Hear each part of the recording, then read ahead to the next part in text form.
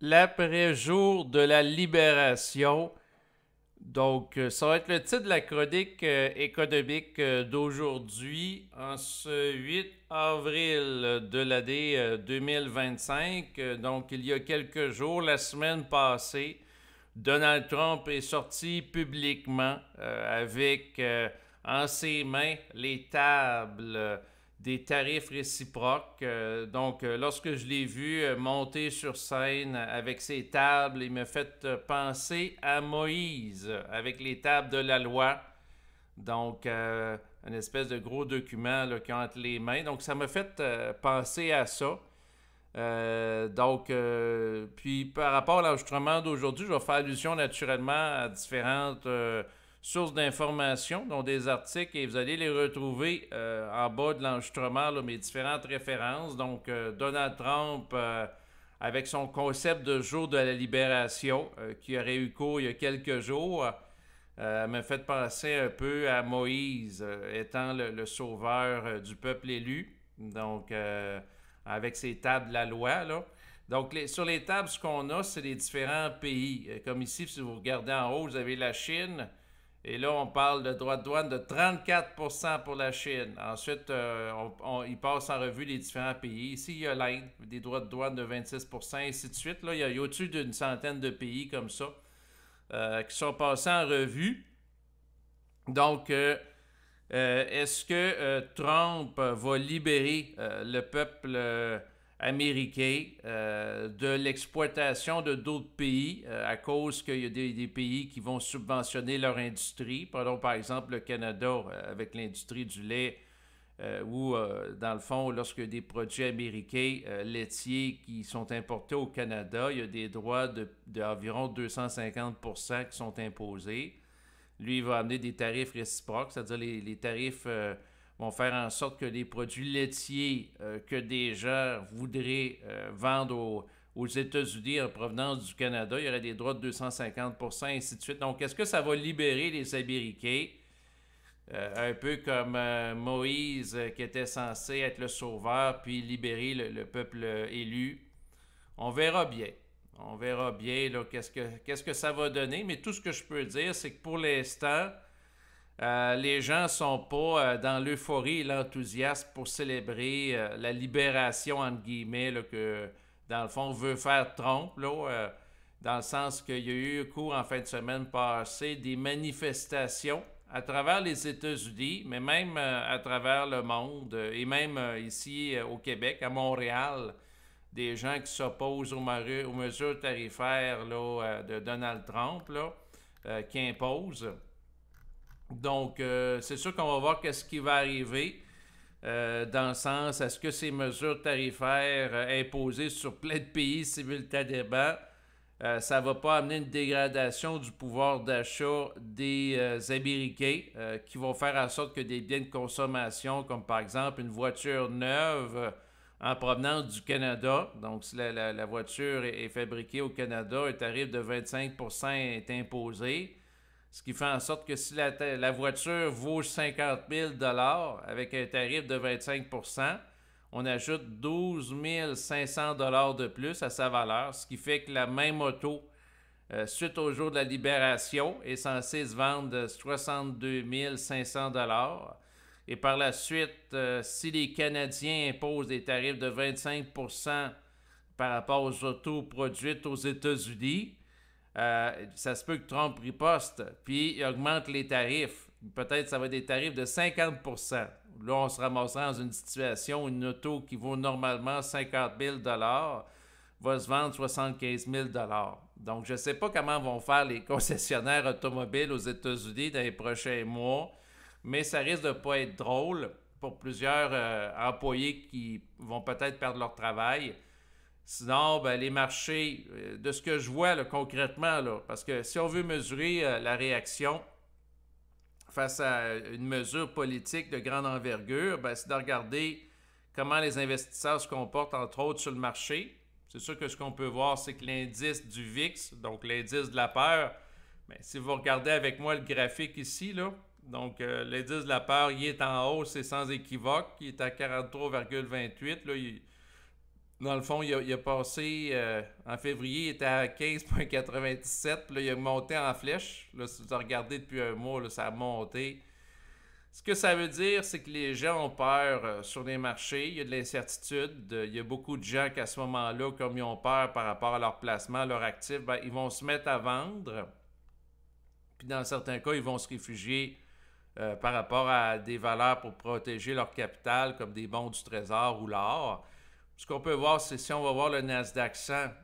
Dans les derniers jours, depuis mercredi passé, le fameux 2 avril, jour de la libération, si vous regardez la flèche, là, elle descend vers le bas. Ça a plongé. Donc, les gens qui investissent par rapport aux 100 plus grandes entreprises américaines, à ce moment-là, qu'est-ce qui est arrivé? Ben, ils ont sorti leur placement, il y a eu une dévaluation. Donc, les gens ont mal réagi. Même chose pour le SP500.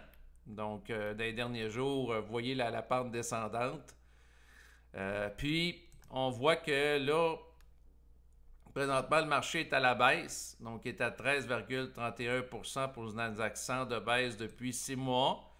Moi, je suis en discussion avec certaines personnes qui s'intéressent à la bourse. Puis, moi, ce que je dis aux gens, c'est sûr que ce n'est pas un conseil financier, naturellement. Je ne suis pas conseiller financier. Si vous investissez par rapport à des fonds indiciels liés au SP500 ou autres, ça comporte des risques. C'est important de bien vous renseigner. Mais moi, ce que je fais là présentement, c'est que je suis en période où ce que j'investis sur l'or qui a connu une croissance importante dans les derniers jours.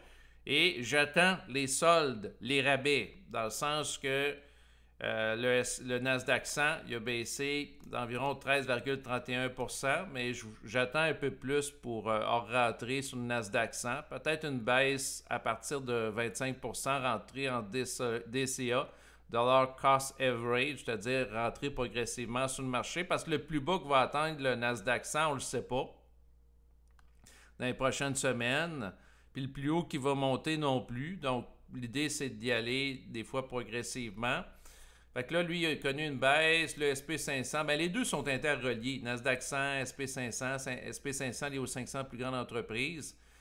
Habituellement, le Nasdaq 100 est plus volatile. Fait que les hausses et les baisses sont un peu plus significatives, tandis que le SP500, ben là, vous voyez, lui, le Nasdaq 100, il y avait eu moins 13,31 à 6 mois. Lui, il a moins 11,98. Donc, il a connu aussi une baisse, mais un petit peu moindre. Ensuite, le Canada, le TSX, naturellement, depuis le 2 avril, il est en plongeon aussi vers la baisse.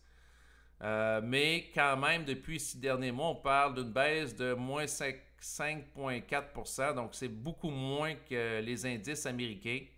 Chose que je m'aurais attendu à plus, là, honnêtement. Là, c'est sûr que dans les derniers jours, dans les 5 derniers jours, vous voyez moins 8,23, mais je m'aurais attendu une baisse plus importante. On verra bien qu'est-ce qui va se passer. Des fois, j'ai des préjugés qui sont remis en question quand j'observe les faits. C'est important d'être connecté aux faits pour ne pas se déconnecter de la réalité du marché. Là.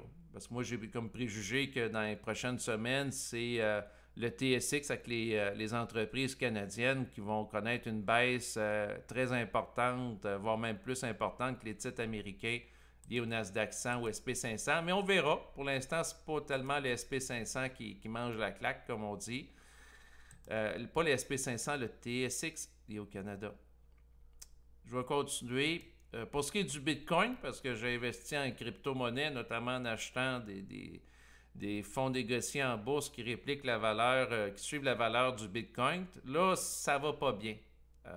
Dans le sens que là, ça se dégrade pas mal. Il est baissé à 78 000 US, la valeur du Bitcoin, tandis qu'il était monté au-dessus de 100 000 il y a à peine quelques semaines. Là, s'il franchit la barre qu'on avait atteinte lors de l'élection du président américain, donc au début du mois de novembre, à peu près à 75 000, je vous dirais, ça se peut que la période du bull run liée au cycle du halving de 2024 soit finie. Puis qu'il n'y ait pas de hausse significative dans les prochaines semaines ou prochains mois. C'est possible, puis la prochaine hausse, ça irait juste en 2028 à peu près pour le prochain halving. C'est une possibilité que je n'exclus pas. C'est sûr que c'est dur pour moi en tant qu'ego, mais en même temps, c'est bien l'expérience que je vis parce que j'ai investi dans le Bitcoin et d'autres crypto-monnaies. Naturellement, si le Bitcoin est à la baisse, tout l'environnement crypto, Ethereum, Solana, Near Protocol et les autres sont baissiers aussi. Présentement, par rapport à ce que j'ai investi, mon portefeuille a perdu 2 tiers de sa valeur dans le domaine des cryptos. Naturellement, j'ai pas mis tout mon argent là-dedans et heureusement, j'ai été sage. Mais c'est dur pour l'ego de voir ça à la baisse parce que moi, je m'attendais que comme dans les cycles précédents, c'est qu'il y a habituellement un halving qui est fait, puis après ça, ça se met à monter en malade avec des montées paraboliques. Puis après ça, ça diminue et ainsi de suite. Mais là, selon les indicateurs, en fait, si Trump n'aurait pas mis en place ces mesures tarifaires, puis créé l'instabilité, puis l'incertitude depuis plusieurs semaines, puis la guerre commerciale, probablement que le marché lié au Bitcoin serait haussier parce que l'indice de la peur serait plus bas. Plus que l'indice de la peur est haut, moins les gens vont vouloir prendre des placements risqués comme investir dans les crypto-monnaies habituellement. Pourquoi? Parce que c'est plus volatile. Habituellement, quand la personne a peur, par exemple, de perdre son travail, elle va moins prendre de risques, elle va jouer plus safe.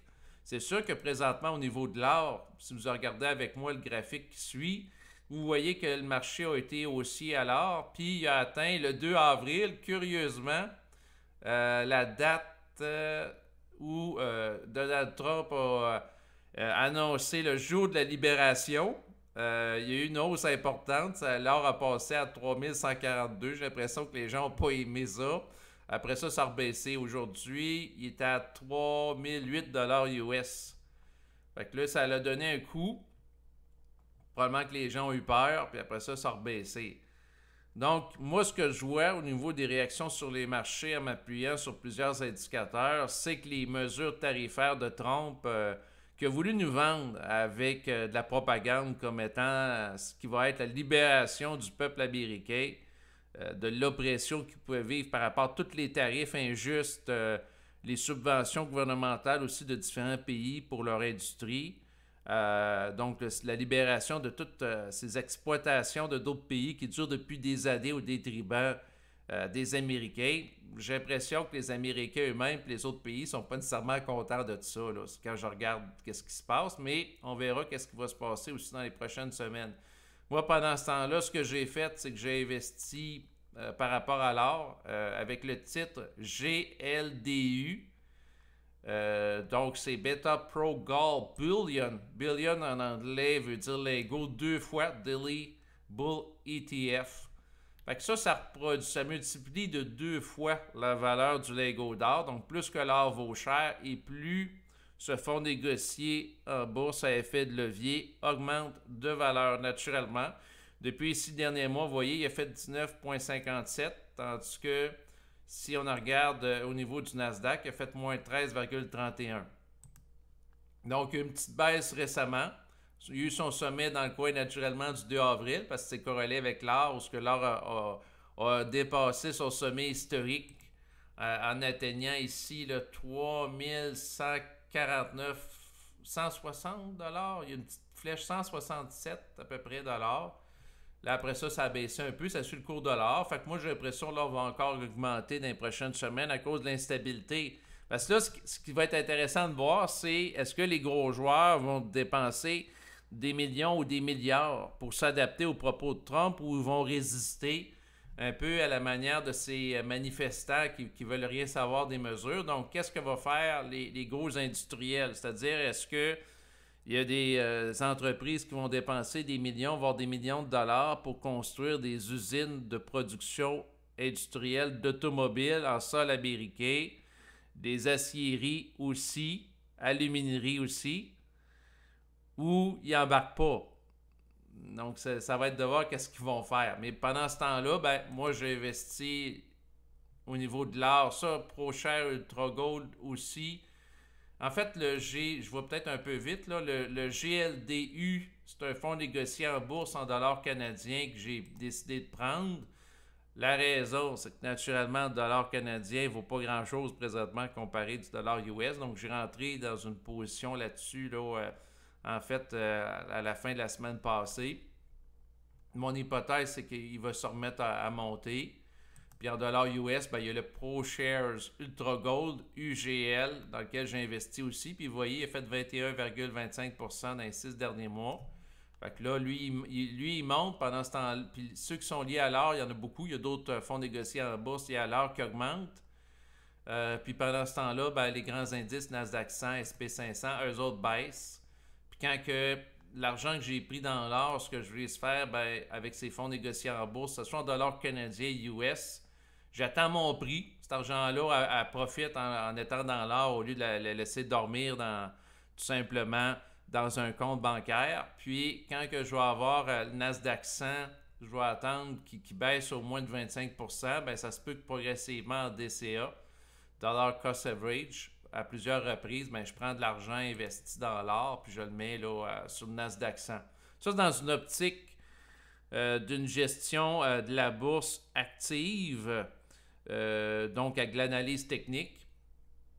Mais ce que j'ai fait, parce que je me suis intéressé aux effets de levier qui visent à doubler la valeur de l'or. Donc, sur un an, un effet de levier, c'est intéressant.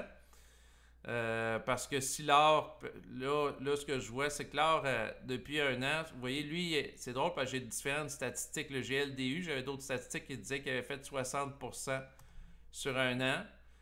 Puis là, ici, on parle de 40,35, ce qui est quand même, ouais, c'est quand même très bon. Puis l'autre, ici, 44,58. Mais c'est quand même très bon, là, parce que ça vise les effets de levier multipliés par 2 la valeur de l'or. Donc, c'est sûr, si quelqu'un sait qu'il y a quelque chose qui a une tendance ferme haussière, ça peut être intéressant d'investir là-dedans. Donc, investir en fonction d'une grande ligne. Sinon, moi, ce que j'ai fait, quand Trump a été élu, j'ai embarqué avec, dans le fond, un fonds négocié en bourse à effet de levier qui s'appelle le TQQ ETF. Donc, quand Trump est embarqué au pouvoir, donc au mois de novembre, lui, il avait tendance à monter. Puis je l'ai liquidé, dans le fond, quand j'ai vu que je commençais à sentir la subchose avec l'histoire des tarifs. Le TQQ, dans mon compte, en quelques mois, j'avais fait à peu près 20% avec lui. Donc, puis je l'ai liquidé en temps, là, dans le sens que quand je l'ai liquidé, je n'ai pas perdu d'argent. Je l'ai liquidé dans le coin du mois de février. Là. Même chose pour le SPXL. Donc, ça, c'est en lien avec le SP500, puis ça vise à amplifier le mouvement du SP500. Donc, ça, c'est à effet de levier. Quand le marché va revenir à la hausse, une tendance haussière, ce qu'on va appeler un bull market, si la tendance est ferme et claire, quelqu'un peut investir dans le TQQ puis le XPXL, pardon.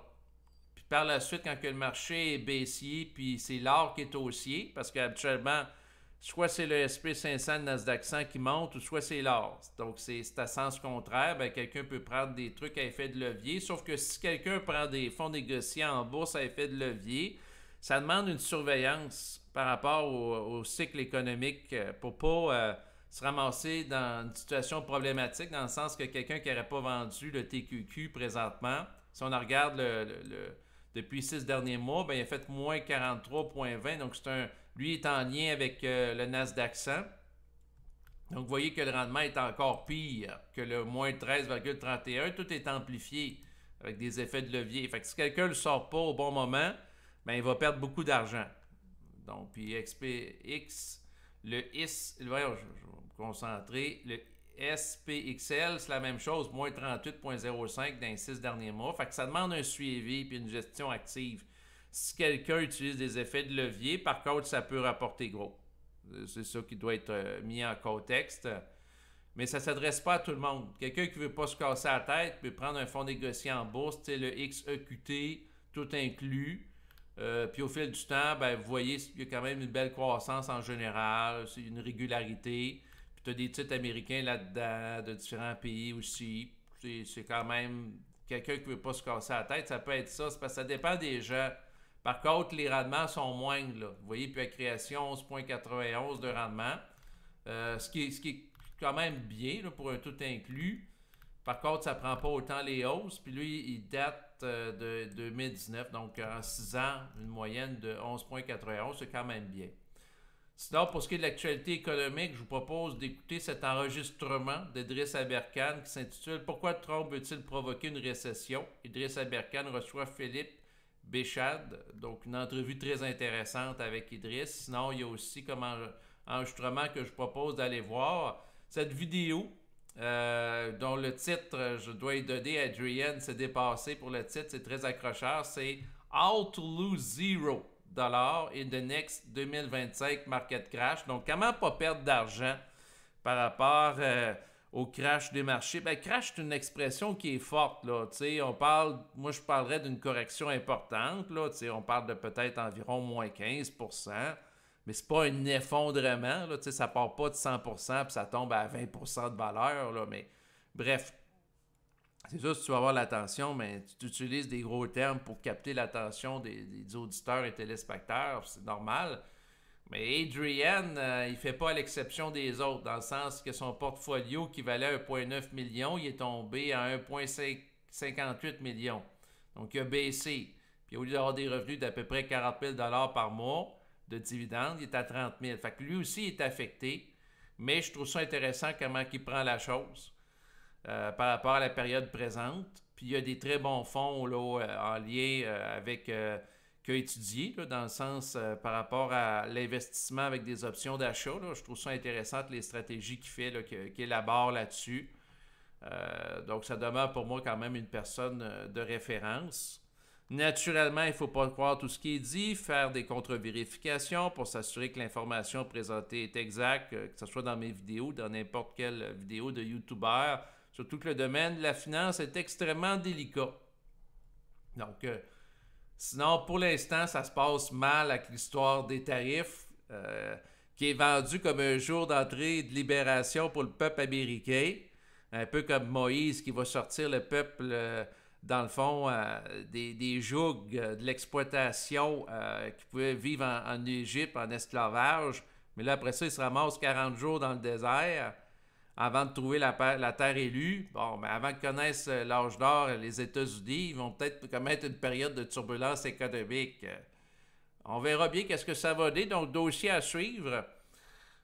Puis moi, j'observe qu'est-ce qui se passe. Puis, dans le fond, je continue de m'intéresser. Donc, s'il y a des gens, par rapport à la période présente, qui font des stratégies d'investissement particulières, ben, c'est sûr que vous pouvez partager l'information en bas de l'enregistrement présent, ou si vous prenez certains fonds négociés en bourse particulier pour tirer profit de la période présente. Parce que ce qui est important de voir, c'est que pendant que les médias, il y a certains animateurs qui vont dire « Ah, c'est horrible, le Nasdaq 100 baisse, le SP500. » Ouais, mais pendant ce temps-là, comme vous voyez, l'or a monté, puis il y a d'autres choses qui augmentent. Fait que tout le temps mettre en contexte que s'il y a des choses qui descendent, comme le Bitcoin aussi, l'or virtuel, puis les grands indices américains, bien, il y en a d'autres qui augmentent. Puis c'est un peu intéressant de regarder ça. Donc, du matériel défensif, j'ai écouté une chronique financière qui expliquait que des titres comme Dollarama, ça allait augmenter, et ainsi de suite. Donc, c'est important d'être bien renseigné puis réaliser, peu importe la situation, il y a toujours des opportunités dans le marché. Il suffit que de les saisir. Donc, je vous laisse là-dessus. Merci de votre écoute et je vous dis à bientôt. Au revoir.